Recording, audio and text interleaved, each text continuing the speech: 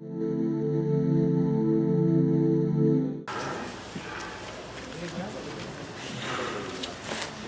is my great pleasure to introduce you our next speaker, Pinakin Jarani. Pinakin obtained his bachelor's degree in mechanical engineering from a prestigious institute, the Indian Institute of Technology, Kanpur. After graduation, he worked for 6 years in management in India. He later continued his education in US and has obtained a master's in mechanical engineering from University of Mississippi. After graduating, he has worked in Shell and Chevron oil and gas industries for over 30 years. He has had various positions such as senior integration consultant, advisor, business manager, and project manager. He has wide experience in designing, developing, and implementing end-to-end world-class business solutions across various businesses. He has had responsibilities that include identifying business problems, develop strategies, redesigning and improving business processes, leading to solutions, design, development, integration and implementation of teams and changes in management and field practices. He attributes his leadership success in delivering excellent results to his focus on developing clear goals with shared understanding of all stakeholders at the onset. He also served as administrator of EAPS Temple Houston from its inception for 10 years. Currently, he is serving on board of our own creation, ICC's own creation, the Youth Leadership Development Program.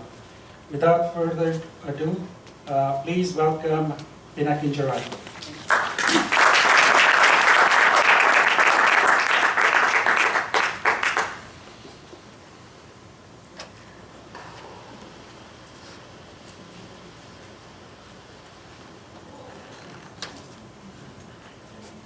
So you heard first about personal development of leadership skills, and then from Sanjay you heard very broad perspective of what leaders do, and a whole gamut of qualities and whole different styles of leadership, different ways of looking at leadership, different challenges, etc.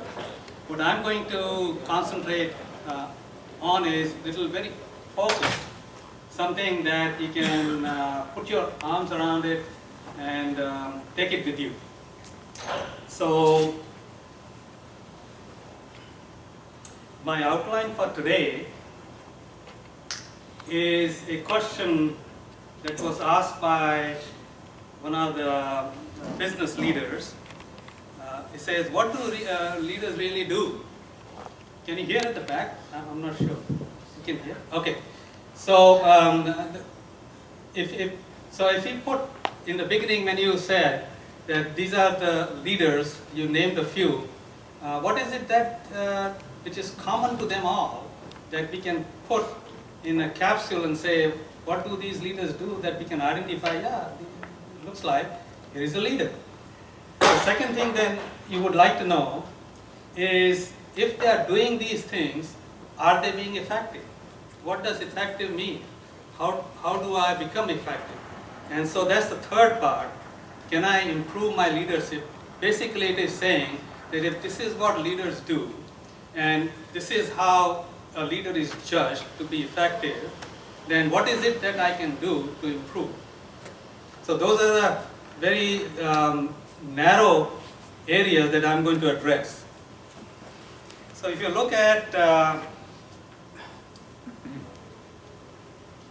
the question itself, so this was in 1990s, there was a Harvard professor named John P. Cotter, and he studied this question that can I, at a high level, study the leaders and figure out what is something common that these folks are doing, just like all of us and many leaders that he named. And he said, yeah, I can do that. And he said that there is a difference between management and leadership. It sounds kind of pretty so-so, but in those days, we are talking 1990s, people thought that the understanding of management was very clear. The science of management was very clear. We understood what management meant. And now we are talking about management and leadership is something different. It was a kind of a very thought-provoking idea. And he simplified it, and that's what we are going to look at it. Management, he says, is about coping something.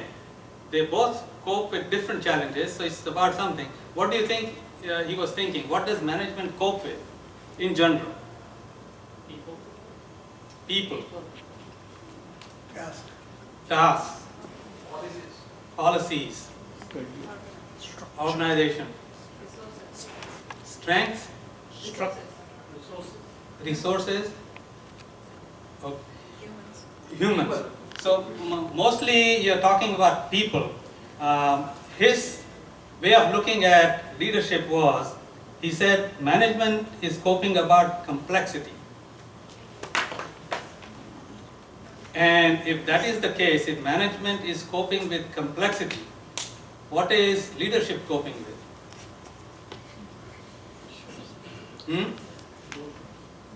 What is left for leaders to cope with? Issues, challenges, but management, Direction. management has vision too, right? So his way of looking at it was, he says, well, if you think management is coping with complexity, then leaders are coping with change. Now that was the idea, which was kind of very thought-provoking, that hey, if we can understand that, then we can understand when you are acting like a leader and when you are acting like a management. So in your own organization, you will see these things occurring together, and once you understand the framework, then you'll know in which role or what role are you playing in this situation. So for example, if you say, the difference, he says, is one question he asked, which one is important then? Is management important or is leadership important? And he says, both are equal, both are needed, both are complementary, they are not contradictory. So take an example of Chevron, oil company, or Walmart. Do you think they are complex organizations? Yes. Yeah, running those things are fairly complex. What about our non-profit charity organizations? Are they complex? Running it? Yeah, it sure is. So we understand intuitively what complexity means. There are all kinds of things that you mentioned. The challenges, the vision, the people and issues and problems. Yeah, these are all very complex things.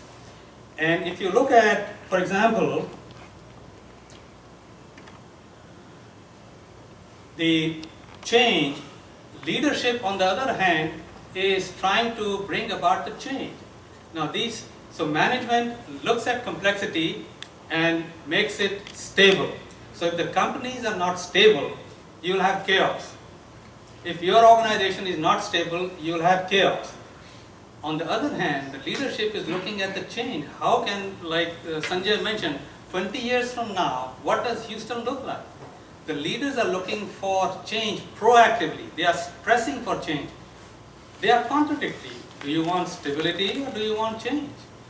And what he is saying is both are necessary, and that is why today, if you look at the executive level, the companies are training the leaders to become both.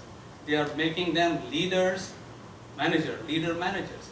Both of those skills are important. So let's look at an example which will drive this idea that both do exist and both are important. Think about an army. Now during peacetime, what is happening with the army? What are they doing? Training, they are doing training. What about if you have a hazard? disaster relief, getting ready for the combat, all those kind of things. What is the structure of army in peacetime? The structure is that you have very strong management. Things are working very well, very strong management. And this management is from bottom till top. It is very, very strong and everything is stable. It works properly. Where is the leadership sitting? Way up at the top. That's the peacetime model. What happens when you have a war? Every level. At every level, everybody is leading someone. The battalion, the squad leader, the platoon leader, the team leader, the division leader, everybody is leading. Same people who are functioning in a management role now suddenly are leading. They are leading 3 people to 300 people to 3,000 people. Can you imagine a war which is being managed properly, day to day, every day? You get reports. Hey, we are managing it so well, like profits are up. Oh, hey, we are winning in this area, we are winning in that. No, you cannot manage a war. You have to lead people. You see the difference between leadership, how the leadership is functioning and how the management is functioning. So, in order to explain some further, he said, let me create a model. And his model was that the actions that management and leaders do, the things they do, he put it very simply. He said, they do 3 things. They make decisions, they create something, they ensure something. What do? They decide what needs to be done. They also create networks of people and make sure that they follow the agenda. And they ensure that as they are doing their work, that people are actually doing the work. So they have some kind of a thing they want to do, and they have people, and they make sure that everything is going as planned. Now, how does this translate when you look at management role and when you look at leadership role? How do these 3 actions translate?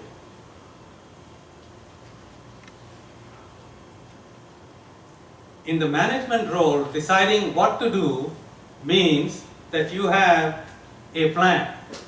In corporations, every July there is a planning cycle and they ask for people, what is it that you are going to do next year, how many people would you need, which areas will you stop, which areas will you begin, and same thing happens in running government. Every year there is plan, in your organization, every year you sit down and do a plan. What changes are you going to bring? And then you budget.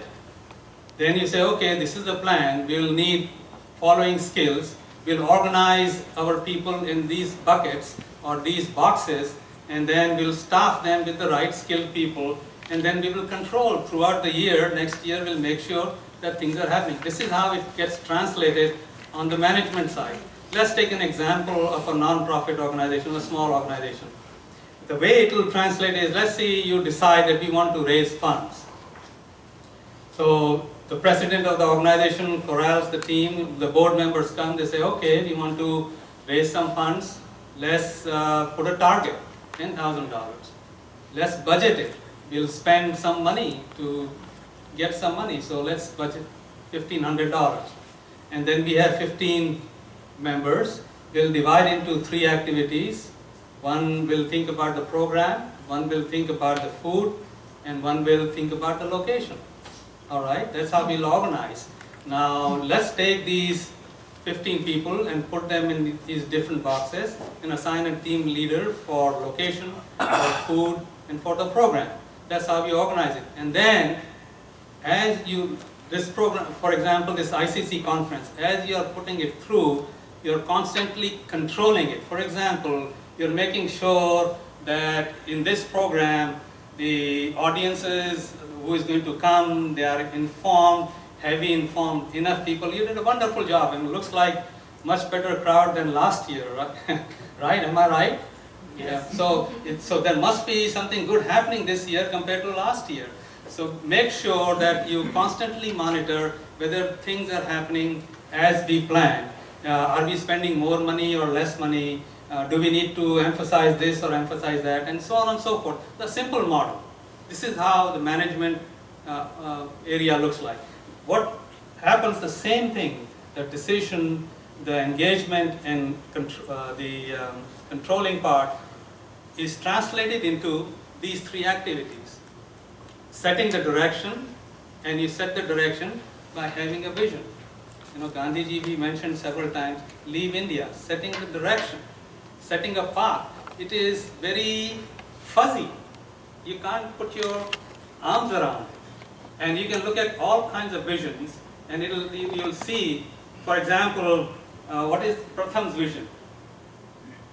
Every child in school and learning well. Okay, where is the plan? How do you do it? How many people will we need? What is the budget? Visions are like that. It sets the direction, it sets the goal, it sets where we want to go. Is it short term or long term? It's a long term. So in the organizations that you are currently leading, if you are thinking about these long term things, same people, change your hat, you become leaders according to this definition, and you look at long term. Where do we want to take this organization to? What is the vision? If you start thinking about steps and plans and nitty gritty, you're back into management role.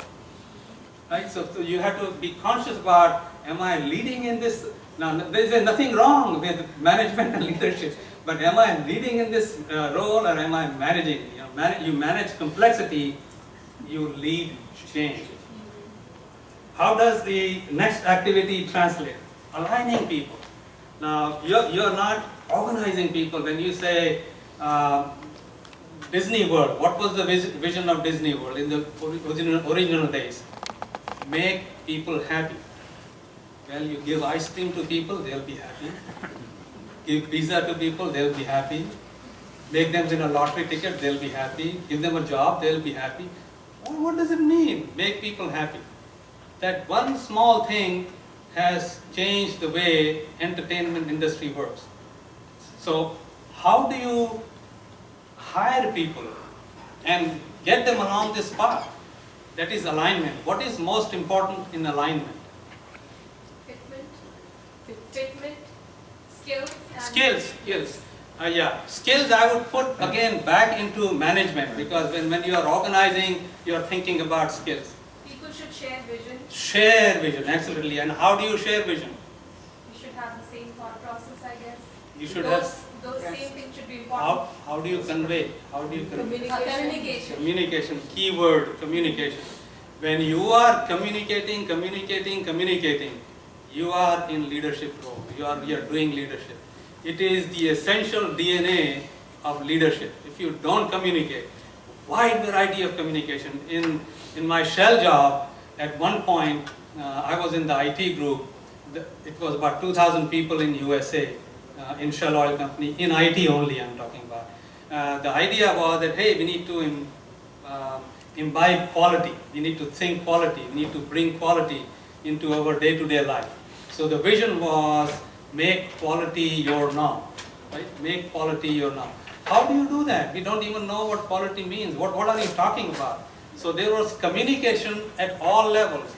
The CEO of the IT area will have town hall meetings, multiple, 2 or 3. Department managers will gather 200 people and will have departmental meetings, talk about quality. Experts will be brought from outside, talk about quality. At our each meeting, operational meeting, we dedicate 10 minutes in the beginning, talk about quality. Get this thing in you. It took more than 3 years to get that vision in place. Constant communication. That's how you align people. You have seen people rowing boat in races. What is the guy in the front, what does he have? Setting the pace. Yeah, he is telling me, go row right, row left, right, left. You can't mess there, otherwise you'll have chaos. That's not management, that's communicating, telling exactly where to go. The path is set, now let's walk on the path. And the third activity is motivating. Why do you need motivating and not controlling? When you have a vision, make people happy. Or every child, what was that? Every child in his school and learning well. Every child, yeah. Yeah, how do you motivate people? You know, you gather teachers, you gather students, and you gather people who are going to donate. How do you motivate them? Appreciating. Hmm? Appreciate. Appreciating, right. So appreciating means rewarding. We used to have rewards in quality when we were implementing quality left and right. You know, champions of quality, leaders of quality. You know, and there were articles. They were highlighted in the Shell News. This team won the coveted award for being the best team who implemented the quality in their group, so on and so forth. You do motivation 4 ways. You involve people. So in the decision making, how do I implement the vision? It is not one person's job. It is not the leader's job. Leader involves everybody on their team. How do I implement this vision? So you get a sense of ownership.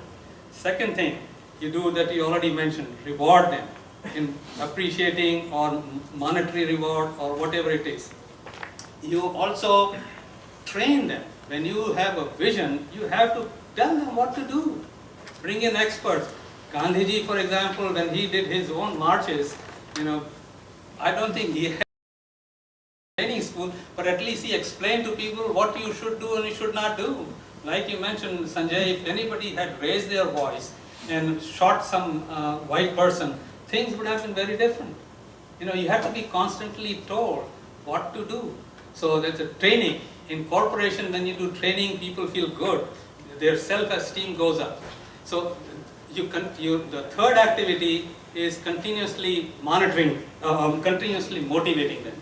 So if you are trying to make changes in your organization, this is in a simplistically way, you set a vision, you align the people, bring them together, communicate, and then as they encounter obstacles, that's why you go and say, don't worry, it's okay to make mistake, try new things, don't slap my hand.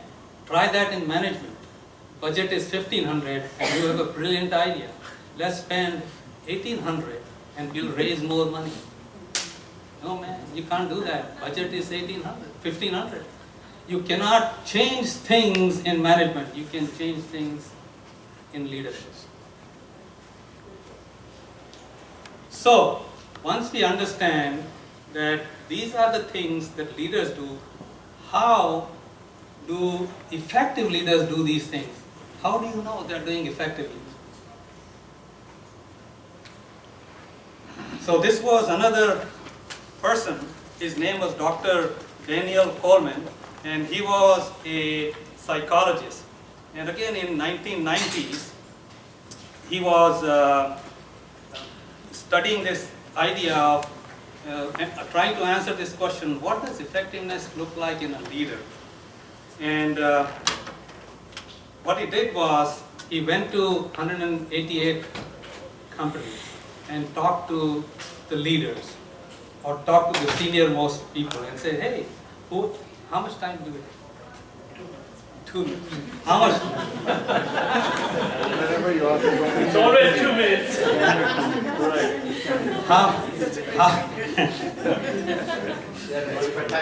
Okay. So what he did was he asked those leaders, he says, what are the qualities which drive the leaders? What are some of the characteristics? And they answered that. And then he took those characteristics and grouped them into 3 different kinds of skills that people had. One was technical, one was IQ, another was emotional intelligence. In those days, when he came out with this thing, again it was very revolutionary. It was just an article, and now people talk about emotional intelligence in corporations all the time. Technical skills is things like accounting or business planning. You know, you go to school to learn those kind of things. IQ is what you have and you can develop: analytical reasoning, logical reasoning, looking at the big picture, looking at the forest, not at the tree.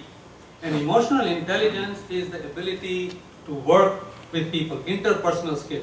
The key thing to, and you heard most of these things today in various different qualities, but here is the key thing from his study. When he studied the results, this is what he found, and this is the thing that you can take home, that at all levels of leadership, when you look at the qualities that matter the most for being an excellent performer, for being the star performer, was the qualities of emotional intelligence, 2 to 1.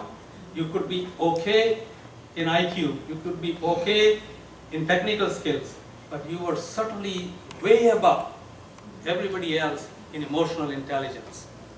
The second thing he found, the higher you are in leadership, higher here means in the corporate world, if you are CEO or CFO, the C-suite, the difference between the star and the average was almost all, 90% was all in emotional intelligence. So the question is, what is emotional intelligence? You already saw in quality, but if you go back and read this article or read this thing, by the way, if you Google the word leadership, you will have no dearth of information. 42 million hits you will get, 42 million.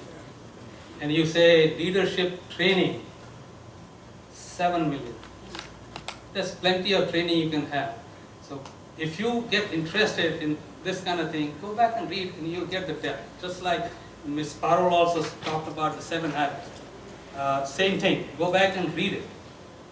So this is what emotional intelligence looks like. He said there are 5 components. First is self-awareness, that you are aware of your emotions and how it affects the others. So for example, if you are aware that tight deadlines ruffle your feathers, it does mine. I will plan ahead of time. My presentation was ready 10 days ago. Mr. Sanjay's last night, but he didn't get ruffled. See, if you are aware, you have to be aware. Tight deadlines don't bother him, it does bother me.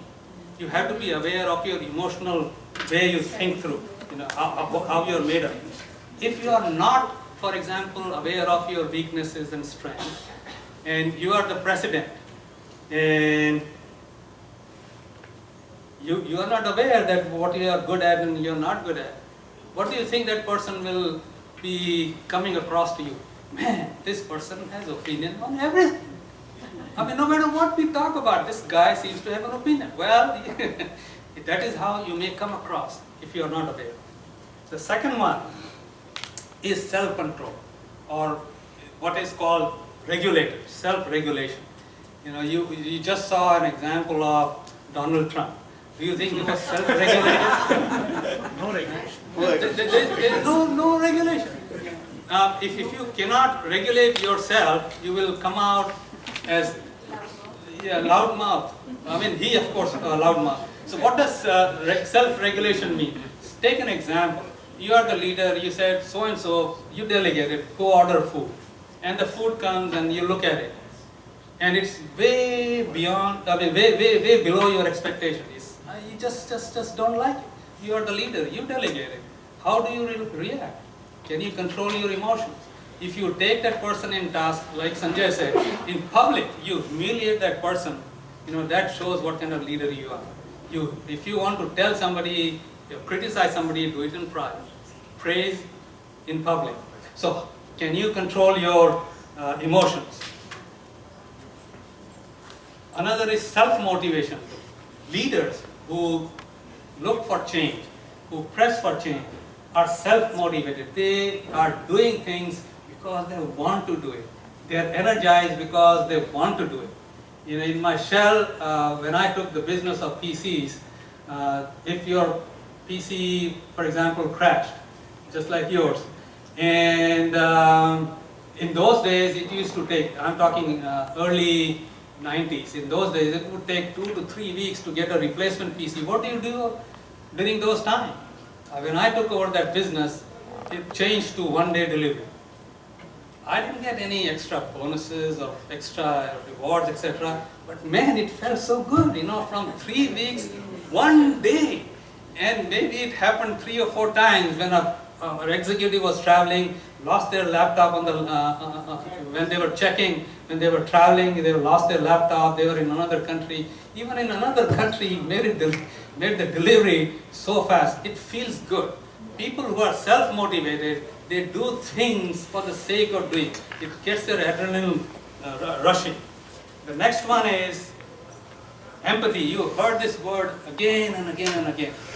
Let me indulge, and I want to get this word across. Empathy is very, if nothing else, this is one of the most critical skills At all levels you need to have it. As a husband, as a parent, as a leader, in corporation, in non-profit, empathy. That means, can you relate to others? And can you put yourself in somebody else's shoes? Very easy, good example in Stephen Covey's book, 7 Habits. He's talking about, it was a Sunday morning, he was in New York traveling in the subway train, and he sits down in the car, and hardly anybody was there in the train, 5, 6 people. And it stops at one place, and a family, father and 3 young kids come into the compartment or the car. And the kids are anxious. I mean, they are 2 years and 3 years and 6 years old, and they are teasing each other, running around, talking to each other so loud. It was a peaceful Sunday morning. Nobody was doing anything. And they were all traveling in an empty train here, and suddenly the whole environment changes. So Stephen Covey looks at this person, father sitting down in a kind of a daze, and he says, excuse me, sir, your children are making a lot of noise.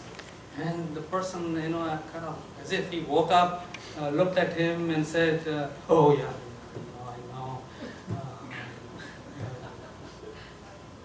These children just lost their mother. And they don't know what to do. You see the change in your attitude? Here you're trying to say, quieten the child. And the moment you heard the background, that is empathy. It's not that you exhibit empathy all the time, but you need to have that skill. Can you relate to others? And as he said, all of these skills are there, but the thing is, in a superstar, in a star leader, these things are so easily visible. It's unbelievable. In these kind of circumstances, we immediately come out with it. But can you do that all the time? Can you read the body language? Can you look at the face? Can you figure out the tone? Can you see that, sadness? Can you see that happiness in the child? I watch my grandkid, 3 years old. Man, she's excited all the time. But you get so thrilled by that. Can you see that? That's the empathy. And the last one, but probably is the most important skill, is the social skill. That he called it social skill. If you have the above 4, people will be telling you, man, you are a socially very skilled person. Very, very skilled person. People will say, he knows to say the right things. She knows to, tell always, she's so sweet all the time. And so you will come across like that. So let me give some examples. They have a knack of establishing a rapport. One quick story, and then I'll wrap it up. So this is social skill, right? Social skills are, you can lead your team very well. You can listen very well. You can persuade people. These are all socially having a high skill. So here is an example of having a knack of understanding, of building a rapport. Building a rapport means understanding, no matter what you are, understanding other person at all levels. I was listening to Dr. Ivany, Robert Ivany. St. Thomas, he is the CEO of St. Thomas University on leadership, university here in Houston. He was a West Point graduate. He was on top of the class, and in his service, after a few years in Army, he was in Army, of course, and he used to play football when he was Army. So Army plays with Navy and so on and so forth. He used to play football. So because he was such a bright person, Army gives an aid to the president every year. One person from Army and Navy, SEALs, etc. So he got selected. One day his boss said, hey, how would you like to become the aide president of USA? At that time, Reagan was the president. He said, yeah, why not? I sure would. And there he was. He went to White House. He's sitting outside the Oval Office and so nervous, going to meet the most powerful person on earth. And so well respected. And he's nervous. I mean, he's a doctor, PhD, by the way. So he's very, tall, handsome person, and so well accomplished, and still nervous. He's sitting there, and the door opens. And said, Mr. President, may I present you Dr. Ivan? And Reagan comes out, shakes hands. How are you, Dr. Ivani? I'm doing very well. Still, come on in, come on in. I understand you used to play football? Yeah, I used to play football.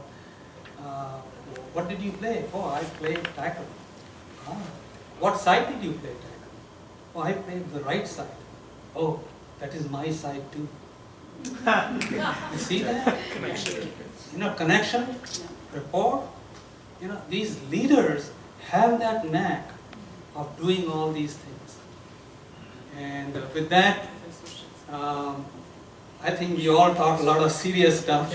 I want to leave you with a cartoon, which what leaders really do.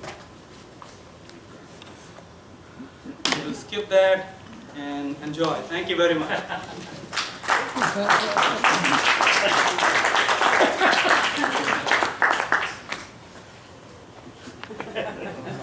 Thank you, Pinaki Rai. That's great. And now I'm going to call upon Falguni ji. She's going to go ahead and do the vote of thanks. And before